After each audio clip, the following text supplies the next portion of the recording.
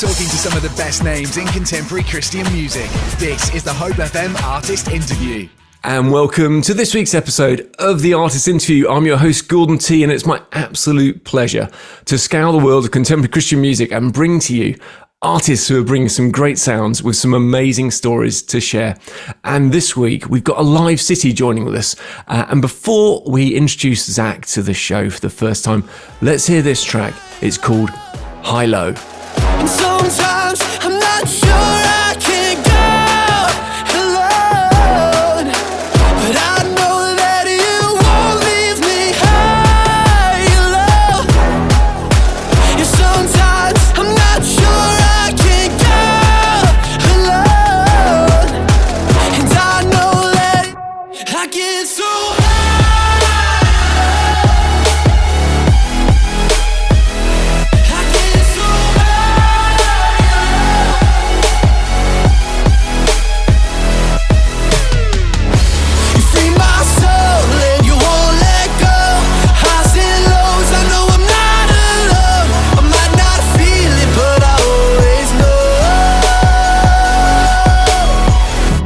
And that was High Low by Live City. Hey, Zach, how you doing? Hey, it's good to be here. Well, welcome to the Artist Interview. Your surname, correct me, have I got this right? Zach Schossau? Schossau, but very close, very close. Not too bad, Schossau. Okay, and that's French-German origins. Correct. Great, okay. But you are not French or German. Where in the world are you, sir? I'm in Detroit, Michigan. Okay, which is not somewhere that we often get to go to. We tend to be in Nashville, if I'm totally honest. Mm-hmm. But Detroit, Michigan, what's the music scene like in Detroit?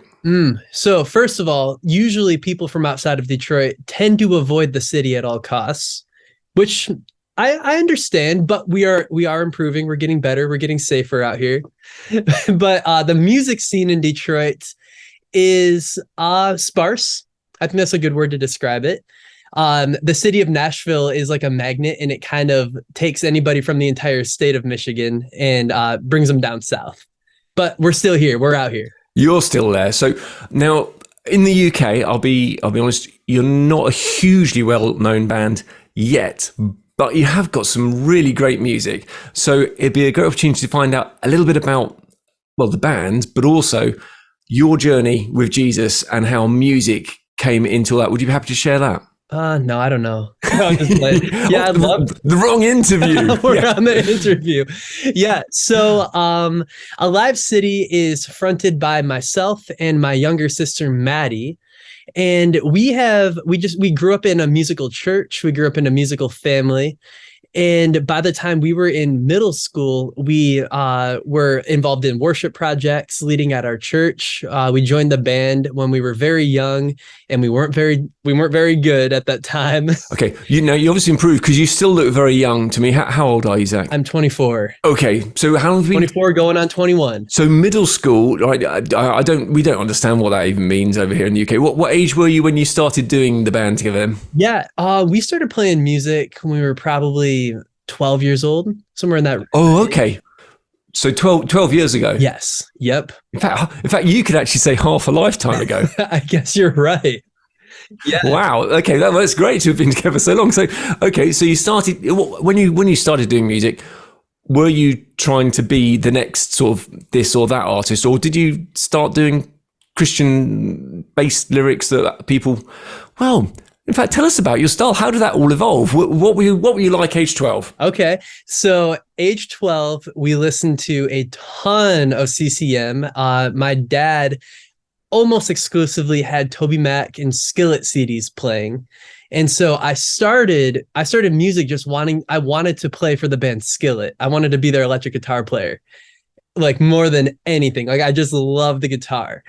And my sister had been into more of like indie female vocalists, like the Civil Wars, those types of artists. And so she picked up all these like incredible vocal traits, and I was just jamming away on guitar, man. I was just trying to rock and roll. So it's fun that you're both musical, though, isn't it? Oh yeah, it's super, super cool. It's a huge blessing. So your dad was pumping out Toby Mac. Hats off, good choice. I like that. So, and Skillet. Well, we've had John on the show before. A great guy, and tell you what, passionate about the Bible as well as about music. So, Yeah. which is cool. But that obviously clearly didn't work out for you, getting to be his guitarist. Not yet. Anyway, you never know what might happen. You don't never say never. Right. So you're playing music together. Did you meet the whole of the band at this point when you were sort of still at school, or how did you form together to become the band that's currently lined up? Yeah, so we all ended up going to the same church where we've all been for basically our whole lives. And the church encouraged us all to play music, to even to try like writing our own songs, and to like try out leading worship, to try singing. And oh, that's actually a kind of funny story. So I got kicked off the worship team when I first started for being too bad at vocals. Wow. Well, which shows that there was room for improvement and you took the opportunity. In fact, yeah. maybe it was a helpful thing. Sometimes people need something to not quite go to plan for them to go, oh, I need to do some work at this. So yeah. So that's like for me, experiencing that is kind of proof that if you have a dream, if you're a young person, you don't have to be born the best at something. You don't have to be perfect like right when you first try. It's all about the journey. It's about the process. And if you set your mind to something, and if God has that in his plan for your life, I think you can make it happen. Well, yeah. And I think you should chase it. Yeah, don't necessarily, rejection can be a good thing. Don't let it get you down straight away. Was it that you got rejected but Maddie didn't? That did happen. She's always been incredible vocally. Okay, that must be a fun moment. If it helps you at all, I was also rejected. I was rejected from my church choir because I couldn't sing a note. So they were probably wise to reject me. It was actually fair. Now here you are with the microphone. Yeah, here I am with the mic. Fortunately for the listeners, not singing on the mic. So, because not much has changed in the singing department, I'm afraid. But okay, so your church is encouraging you, get writing some songs, get doing some things. And I'm guessing at some point they let you back into the worship team. Yes. Yep. I kept on working at it, and eventually I started leading worship at the church actually that we're all still a part of to this day, Metro City Church. And then so at the same time as like we're like leading worship, we also have this dream and this passion that's developing to write music and to record music. And it's just super, super fun. And I got hooked. As soon as I started, I was probably like 15 years old using like a free version of GarageBand on my computer, and just got completely hooked on the process of just like writing and recording songs. Wow. And GarageBand is actually surprisingly powerful. And you can do definitely. quite a lot with GarageBand. So that is quite neat. And just a quick query about sort of your Christian journey. So, okay, you're from a Christian family, always brought up in church.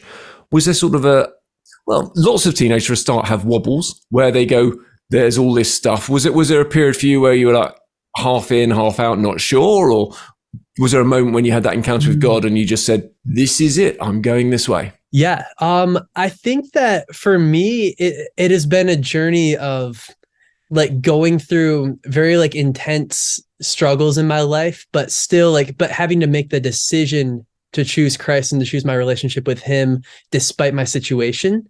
So I think I remember distinctly the first time that I went through like a hard season. It was in middle school. It was when I was probably 12 or 13 years old, and I was dealing with obsessive compulsive disorder or anxiety. They're very similar. I probably had both, if I'm being honest. But it was a super, super hard period of time because I couldn't get control of my mind. I kept on going into like anxiety spirals. If you've ever dealt with anxiety or OCD, you know exactly what I'm talking about. Do you know what? Some of our listeners might be having some of the symptoms, but they wouldn't necessarily recognize them as being anxiety or OCD. Yeah. What sort of things do you mean? Yeah, just like obsessions and compulsions. That's like obsessive compulsive disorder is OCD.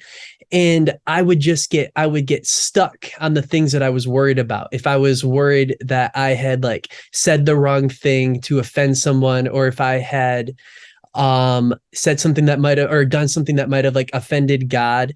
I was just having irrational, irrational, just like moments of anxiety where like everything would spiral out of control. And I would just like, I would be like overtaken by these worries and these fears. And what changed? Are you still struggling with that, if you don't mind me asking? So I think that for people who struggle with OCD or with anxiety, there's always going to be like time periods in your life where it's worse or when it's better. But I believe that God has really freed me from so much of it. And praise Jesus. Like, because I don't think that it's possible to live a life that's anxiety free unless you're fully trusting in God and his plan for your life. Because I think so much of anxiety is based on like on comparison to other people, comparison to like maybe comparison of like where am I versus where do I want to be. But that's not what God wants us to focus on.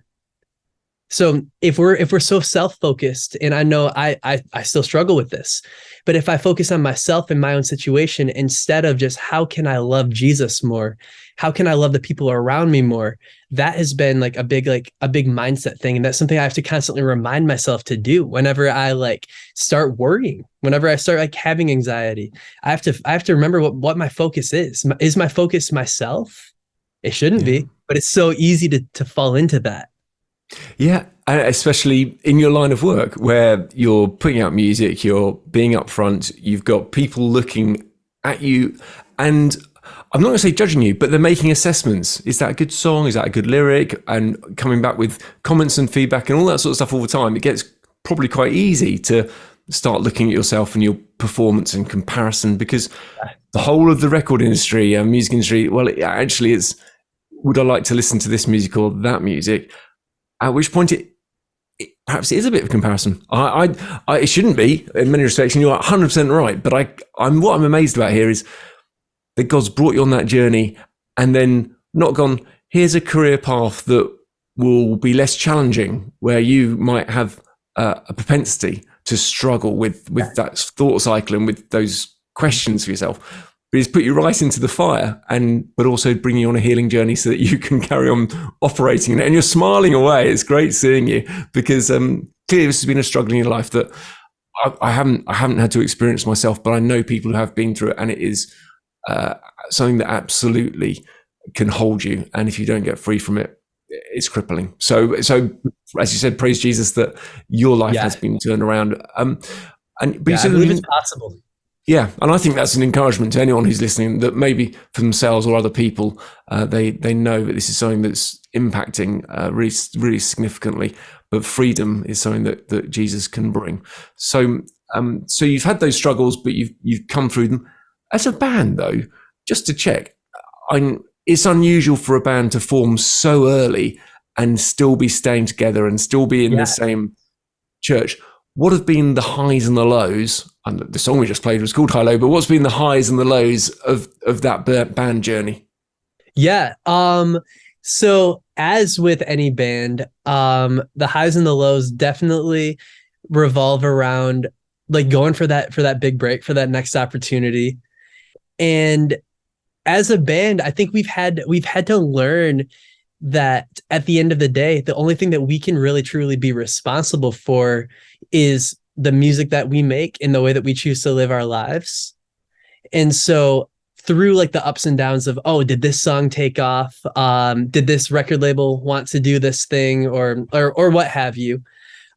We've just really begun to focus less on that and more about just making the music that we want to hear, one, and then two, the music that we think can maybe speak to somebody, maybe something that we say or write can encourage somebody and help them through what they're dealing with.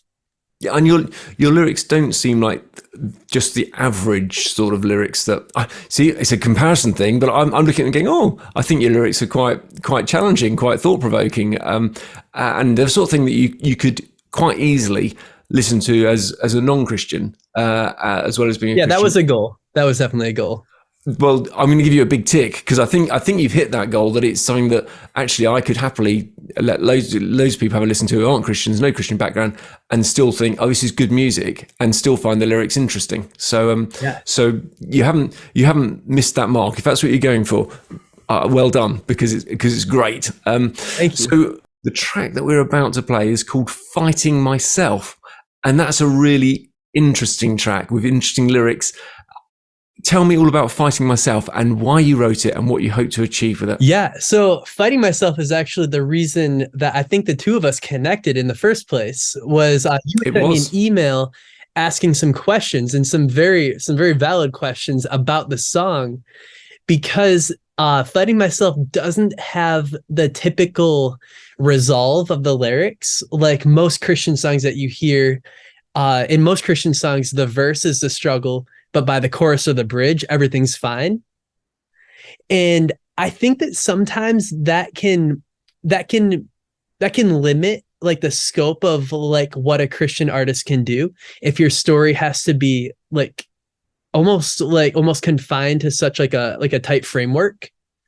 So with this one, it was like our team had we talked about this, like it doesn't resolve. Like where's the resolve in it?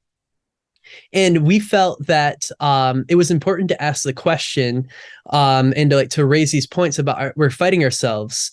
And what I mean by that is in the book of Romans in chapter 7, the Apostle Paul writes about this very, very same concept where he talks about having a sin nature and sinful desires. He didn't really in specific talk about what that was for him, but as a Christian, we can fill in the blank. Everybody has like their own struggles, and we have these things that they seem like they're inside of us that we're just fighting.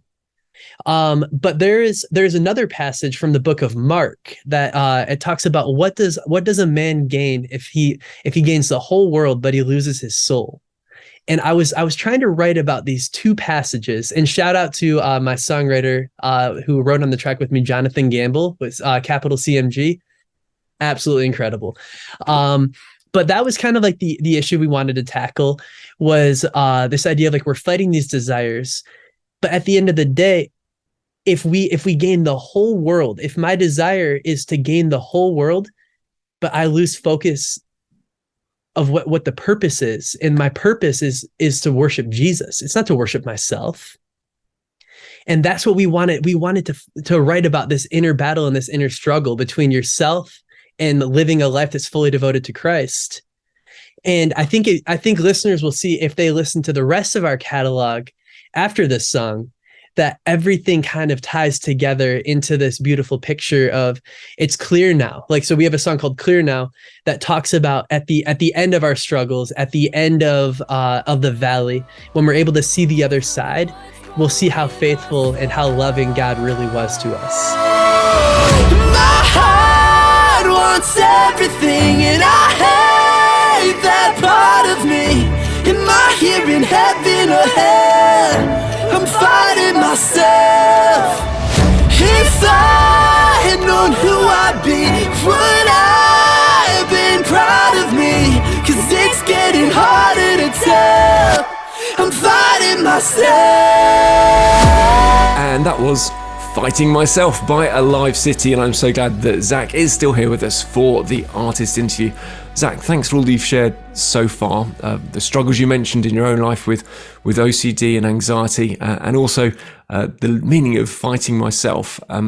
There's bound to be listeners who can relate to some of those things, and if you're happy to pray right now for us, that'd be very much appreciated. Yeah, let's do it. God, I pray for anybody who might be listening on Hope FM right now. And God, I pray for anybody who is in the midst of a struggle. I pray for anybody who is maybe dealing with doubt, maybe dealing with anxiety, with comparison, with all these things that, God, I know you are so much bigger than. And God, I know that you love us so much that you don't want to leave us in the midst of our struggle, but you want to walk with us straight through to the other side. And so, God, I pray for everyone who might be hearing this right now, God, that you will just work in powerful ways in their lives, that you will bring freedom, you will bring healing, and you will bring peace into the minds and the hearts. of all of your kids, God. I know that you are so faithful to us, and I know that you love us, and I know you want the best for us. And that might not always look at the exact way that we're expecting. But God, I trust that you are faithful, and God, I trust that your promise still stands. And God, we're grateful. We love you. Amen. Amen. Thank you very much, Zach. We talked a little bit about how the band got together, and we talked a little bit about the way you write your music. We touched on it. How do you actually go about that? Who is it who's the main writer? Tell us a bit about the process. Where are you doing your work, and who does what? So in the band is yourself. So what do you play? You're one of the singers as well. And who else in the band, and what do they do? Yeah, so in Alive City, we have myself, I'm Zach. We have my sister, Maddie. We have Bryce on the drums, Johnny on the bass, and Noah on guitar. And when we create, it really ends up being whatever instrument we're feeling at that time in the studio. We'll mess around on it and figure something out. So there's all sorts of instruments that I really don't know how to play, but we figure out how to play just like one part on it, and then we record it in, and then we've got it. So that's a little bit of our creative process. We record everything. If you're watching on Zoom right now, actually in this very studio with the cool LED little lights, people have to catch that on the YouTube channel in due course. So, yeah, I can see your little studio room. It looks pretty cool. Yeah, it's so much fun, man. It's so fun. So, we all are involved in the production process. Our drummer, Bryce, he produces as well. So we'll send each other files and tracks. We'll be hopping on FaceTime calls constantly, just saying, hey man, what do you think about this percussion element right here? And then we'll come together into this studio, and we'll track out different other layers, maybe like vocals. As far as the writing process goes, I would say I'm typically the one who brings in like the fundamental of the idea. And then from there, we just kind of see what happens with it. Cool. And then we just create. We just create around whatever like the fundamental is. Some songs we like to write with co-writers. Some songs I write by myself, and then we just come together for the production. One thing that I really enjoy about the songwriting process is just find people who you want to have fun with, find people who you can make jokes with. And the writing tends to go very naturally from there. If you trust the people who you're writing with, if you trust the people you're collaborating with, just have fun. Like, just don't worry about it. I've been in Nashville, and I've been in studio sessions where I felt super stressed out. And then I've been in other studio sessions where I felt much more like at home and just like friendly. And the sessions where you're relaxed and where you feel good, those always turn out to be the best songs. I can imagine that. Unless you're a person who really likes that stressful environment and stuff then flows. But it sounds like that's not going to be your ideal for you. Wouldn't be great for me either. So, okay. So when you're in the studio, how many hours are you spending in the studio on the average week then? Oh gosh, countless hours. So I also work for a variety of artists. Actually, probably go on, name drop. Who else do you work for? For King Country, Crowder, We the Kingdom. Those are some. Blessing Ofer. I really like him. Okay, so the first three are all people that we've had on the show, and I've got a lot of time and respect for all of them. Great people to work with. Blessing Ofer, I've got to say, really making some waves here yes. on the station I work on. Beautiful voice. So looking forward to seeing where that goes as well. But how on earth do you get linked in with these guys to work on stuff? And what are you doing with them? Yeah. So my music mentor is a guy. He's an Australian, and his name is Ainsley. And he I've known him for several years now. And he is like one of like the top mix engineers in the whole industry. And I've been able to work under him in different capacities, and just, I don't even know how, but I've been able to work on my heroes records. And my mind is blown. And the only thing I can say is God is so good. Wow. And I'm just happy to be here. Wow. That is superb. Yeah. So you're doing production work for those guys? Yeah, I'm doing we're mostly involved in like live recordings that the artists will do. And then so they capture the recordings maybe out in the road like at a tour. Actually, we're going to Passion Conference, which is like a big stadium event in the beginning of 2023. So we're going to be out there doing a bunch of live capture and audio recording for the conference. And we basically take the different elements that are captured live in the room to try to capture the magic of the moments that happen. And we bring them back into the studio and we polish them up and we get them ready for the world to hear them. Wow, that is such a cool thing to get to do, and doing it with those artists. It's awesome. Superb. I'm slightly jealous because obviously being based here in the UK, I only get to hang out with these guys on Zoom and never go to in a studio with them when they're actually doing some awesome stuff. Must be loads of fun. Okay, and just great big names as well. So what a blessing that God's opened that door for you as well. Yeah. Maybe one day you'll be supporting them on a tour somewhere. That would be so cool. I would love that. That would be very cool. So talking of tours, so what about you guys? You're in Detroit, but are you touring? Have you got anything planned for this coming year? What's up? Yeah, so we an interesting thing for us as a band is we've seen so many artists, and this isn't a knock on any of these artists, but we've seen so many artists try to tour without having the right song catalog. And we tried it ourselves as well. So we in 2018, so that's a couple of years ago now, we won an online battle of the bands. And I don't know how this happened, but we ended up playing a festival tour across the United States, and we were kids. We were ripe, fresh off the vine, and it was super fun. It was some of the best memories of my entire life. But we got spanked right off the stage by the Danny Gokis, the Crowders, the For King Countries, all these bands who have incredible catalogs, and their show was completely dialed in. They were the best musicians in the entire world. And we were opening for them as kids fresh out of high school. And it was a very fun time, but we weren't ready. We were definitely not ready. Got you. Okay. So it was a learning experience. It was a huge learning experience. And the main takeaway that we took from that was we really want to focus on the writing and the recording and the production elements before we focus on the tour side, because I believe that the music always comes first and foremost in front of anything else, in front of the live shows, before even like the video content, before anything, before the advertising, before the marketing. The music is it's the foundation of everything. So we decided through those learning experiences, playing shows that we probably weren't ready for, that we were just going to focus on the music, focus on writing, and just try to learn as much as we can.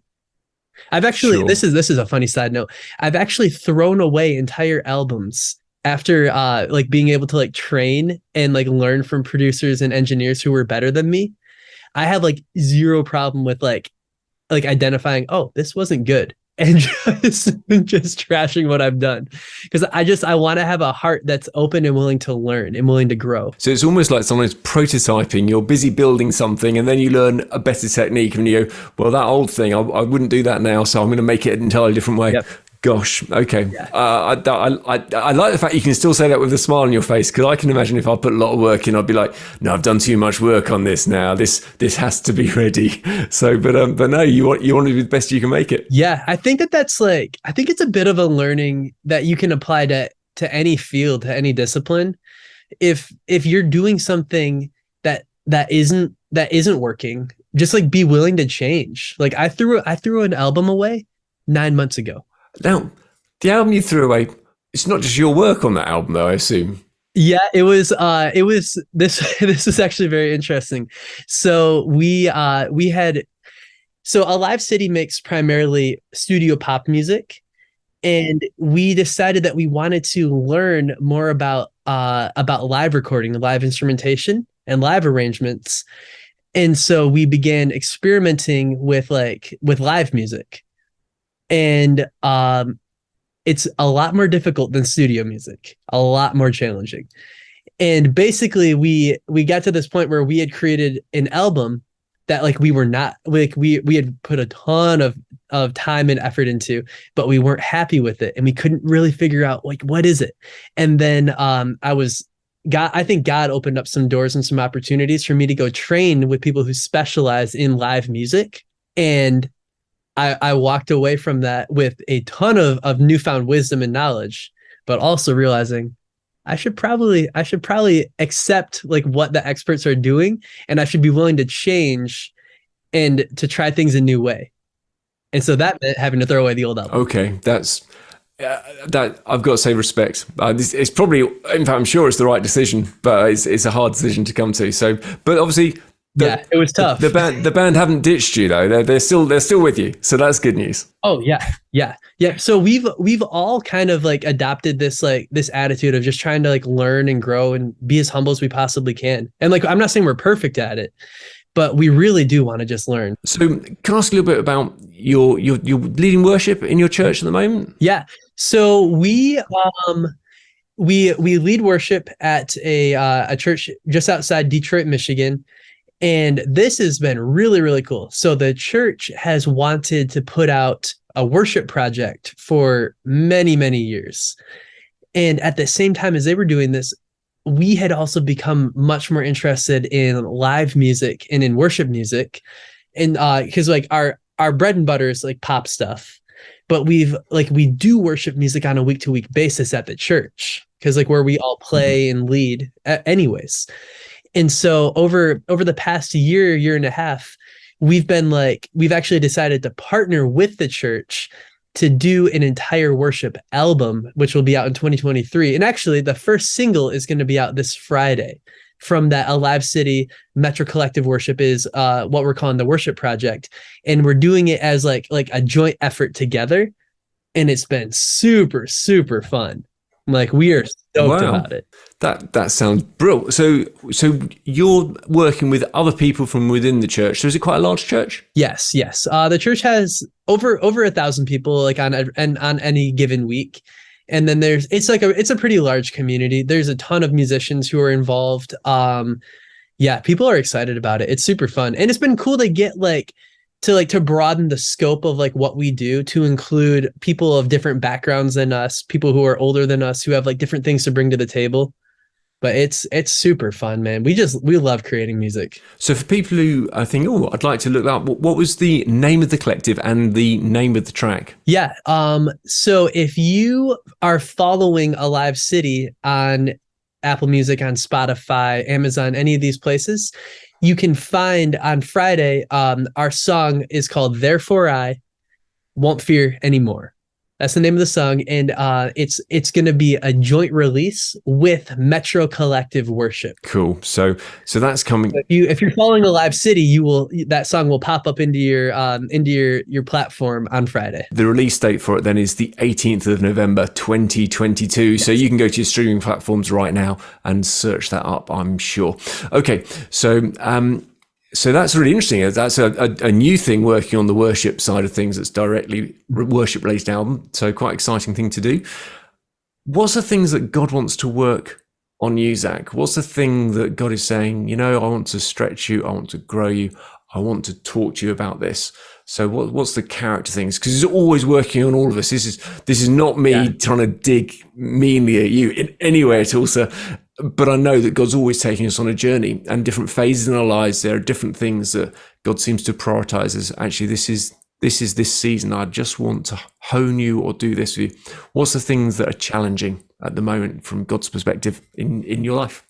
I am a 3-4 on the personality test. So So not all countries will know what the personality test you're talking about is. A 3-4. Well, tell us about the personality test. What's a 3-4? So I am extremely driven to with an achievement bent in my personality, and then coupled with like a creative bent as well. So I'm running 24/7, 7 days a week, just like on all cylinders. I'm always going after stuff. I'm always like very driven and wired. And I think that's like, it's been a huge blessing in my life, but I'm seeing now, and I think something that God is trying to teach me is to one, to be able to slow down from time to time and to just like rest in his presence and to rest in his blessings. And then two, honestly, to remember that I didn't do this. Even though sometimes it can be very, very easy to like look at like, I'm a 24-year-old kid and things are finally like starting to like I'm starting to achieve some of my lifelong dreams. But I don't want to take credit for that. I really truly don't, because everything that's happened in my life has been a result of God choosing to bless me and God choosing to open up doors that I could never open up on my own. And I really and truly want to remember that. And I want credit to go where credit's due. Yeah. Well, I've got to say, probably a challenge for lots of people. It's very easy to go, yes, here's my success. But it's like, look what I built. But it's not what I built. It's not like I can't take the credit for anything. Well, God has chosen. God is. I'm gonna disagree. I'm gonna say, well, I sort of agree with you. In fact, mostly agree with you. But I also want to say, you've partnered with God in it, because he has gifted you, and then you said, okay, I'm going to submit my gifts to you and run with them, because you couldn't sit down on your studio chair there and say, God's going to do everything, and I'm just going to sit here. You have worked hard as well to get to the place where God's opening those doors for you. Yeah. Yep. So I don't want to spoil your modesty thing, but I do also want to say, well done you for working hard at the things that God's put in front of you. So because it's paying dividends. And I'm not saying I'm perfect at it, because like I'm saying it's something that I'm struggling with, and that's the position that my heart is like, it's fighting itself. Back to that song that we just put out. Like I'm fighting myself, like where I know like what the right posture is to have, and I want to glorify God through the ups and the downs. That sounds like a really good attitude, and if you can maintain it, God will then be able to take you further as well. So that's cool. Talking about the Bible, what's your favorite Bible passage and why? I really like Psalms 46. It talks about being courageous in the midst of fear. And I think that's something that's powerful, that's inspiring. And I know it's a position that I want to live my life from, because there's never going to be a time in my life where there's going to be no fear, where there's going to be no worry, no anxiety. But I know that I have a God who's so much bigger than any of the fears or any of the worries that I may face. And I think Psalms 46 is like a beautiful picture, just talking about like the bigness of God, the goodness of God. So go read it. Yeah, it's a good recommendation. Psalm 46, go and have a look at it. Definitely a good thing to actually help us get a godly perspective, especially on fear around us as well. Okay, you've told us a little bit about people can go and follow you on your different music platforms, but website, do you actually have a website? We don't have a website. Younger generations go, website, schmebsite. I'm just going to have Instagram. That'll do me. So yeah, okay. Anyone who's a generation as old as mine are now going, oh, well, how do I find them? Are you on Facebook? Yes, we are on Facebook. Alive City Band. Facebook, the old people's social media platform. Okay, so sorry, you were going to say where on Facebook they'd find you? What's the handle? We are on Facebook at Alive City Band. We have Instagram, and then honestly, I would say like what's taken the place of a website per se for us is we're like very, very active on the DSPs, primarily on Spotify and Apple Music. Like we keep our Spotify and our Apple Music pages basically updated as if they were a website. So if you really want to dive into Alive City, I would suggest checking us out on Spotify or Apple Music. Okay. Or Amazon Music. And you said right at the start, it's all about the music. So being updating the stuff there makes quite a bit of sense rather than taking people elsewhere. So, and for anyone who's going, what's a DSP? Digital streaming platform was the answer to that question that you might have had a moment ago. Sure. So for the people who are slightly older, I guess. Anyway, wait a second. What a perfect moment. A random person has just arrived in the studio behind me. This is my dad. It's your dad. Hey, come on over, sir. Very, very well. So what's your name? I'm Jerry. Jerry? I'm the pastor of our church. Yeah. Ah, well, great to meet you. Me and the listeners have been a wonderful time here talking with Zach. So I'd like to ask now, Zach, while your dad is in the room, what is the thing that you're most grateful about your dad for? I could literally go on all day. I really Please do. Yeah. Go on, give me the first thing that comes to mind. I think the first thing is he taught me how to work hard. Like I really get like my drive to be the best that I can be from this guy.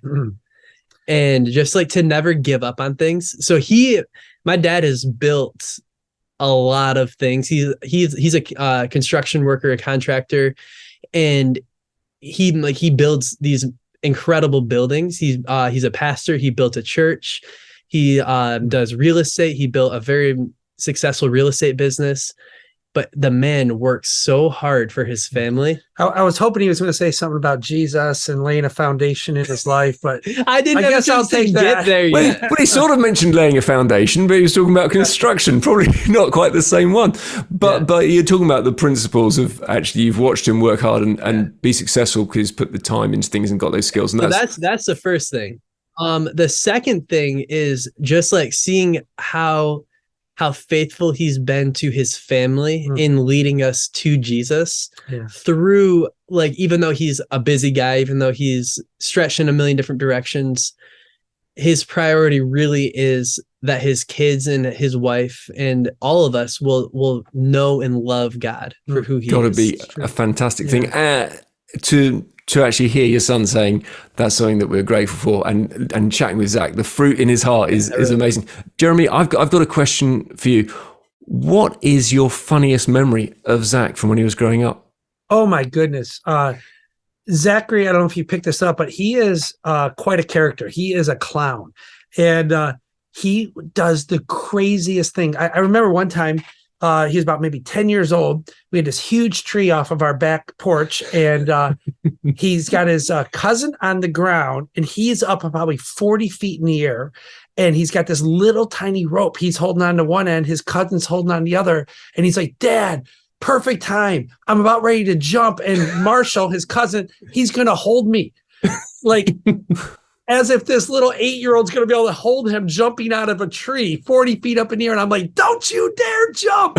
So probably is one of his most famous moments was he was arrested for climbing, what was it called? Mount Rushmore. Mount Rushmore, which is a famous icon in America. Yeah, he wasn't really doing anything wrong, but he was just on the wrong side of the federal government at that point, So it was so funny because he's all over the newspapers. Christian rock star arrested for climbing Mount Rushmore. It was so funny, and people were like going crazy. Like, what kind of person would do that? It wasn't anything bad or mischievous or anything like that, but that's just kind of how he is. He's like, I'll jump and we'll see what happens, Wow. That's what makes him Zachary. That's what makes his music fun. That's what makes you ought to see these guys perform live. It's just creative and passionate and driven.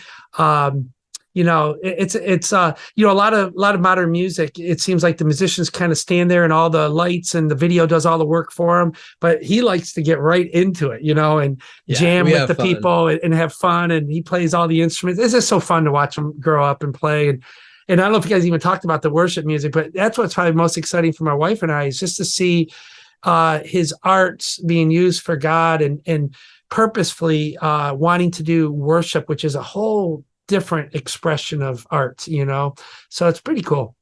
You know what? It's great seeing the two of you together, and thank you for chipping in on the interview with some extra information that we might have missed out on because he didn't mention that he'd been arrested before. So we did talk about some challenges, but that wasn't one of them. So and if it helps at all, Jeremy, my son once got brought home by the police as well, and he's a great guy, but he decided to do some parkour, which is sort of running and jumping, and did it on a roof of a building that he shouldn't have been on. Yeah, they brought him very home. Similar story. They brought him home, and they what was nice though, they were absolutely lovely, these two police people, and they said he was one of the politest people they've ever brought home to their parents. So that was quite good. So that was all right. Great. Well, Anyway. I'll let you guys get at it. Okay. Yeah, bless you. Nice to meet you. So cool. Funny story with my Mount Rushmore incident. I didn't get brought home after that. I got brought to the police station and had to stay the night in jail. My son was not that bad. Then you probably got in trouble. So but Mount Rushmore, and that is quite iconic. I think probably quite protected, and people probably don't want people doing crazy stuff. So this was just a hiking trip. I was not trying to climb any monuments. I was just hiking, and I ended up in the wrong section of the park.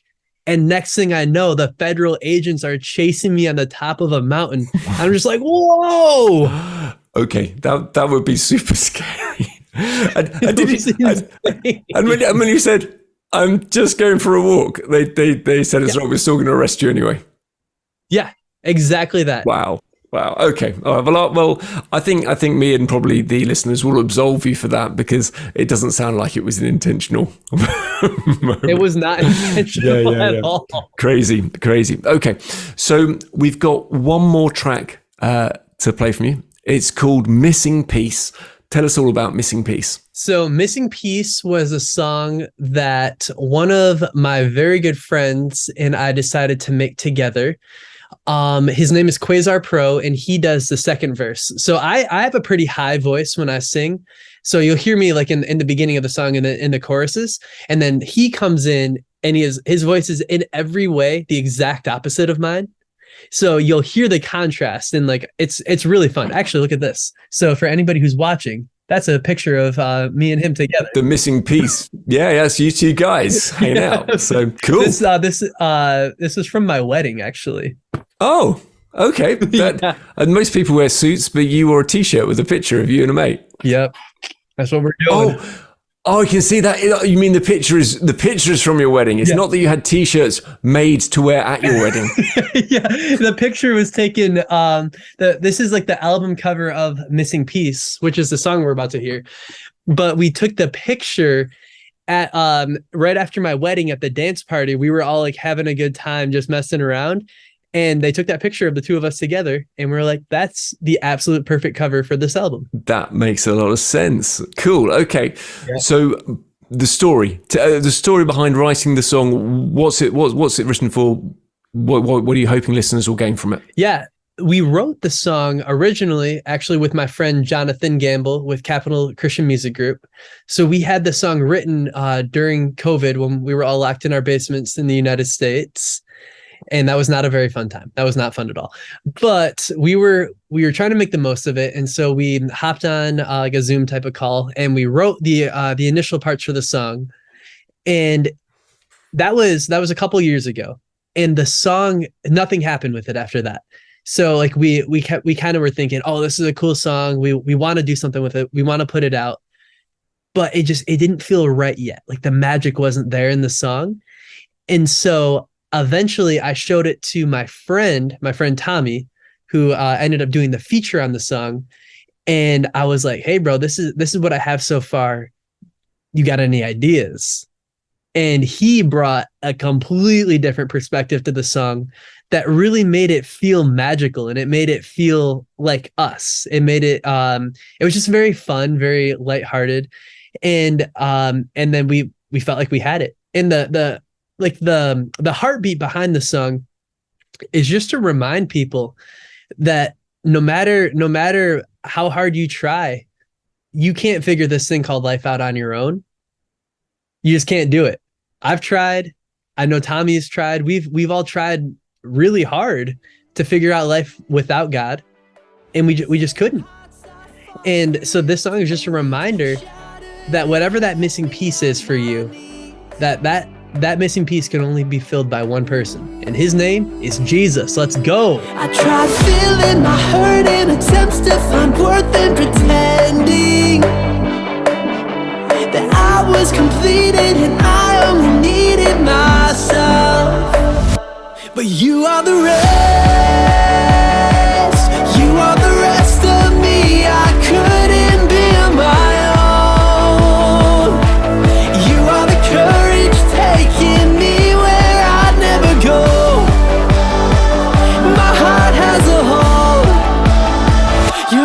missing piece. And that was Missing Piece by Alive City. And thanks so very much to Zach for joining us today on the artist interview. And there are many other interviews from other great artists with great stories and lovely music for you to enjoy. Just go to your favourite podcast platform and search up The Artist Interview. I'm your host, Gordon T. I look forward to joining you on the next episode. God bless. Bye-bye. Talking to some of the best names in contemporary Christian music. This is the Hope FM Artist Interview.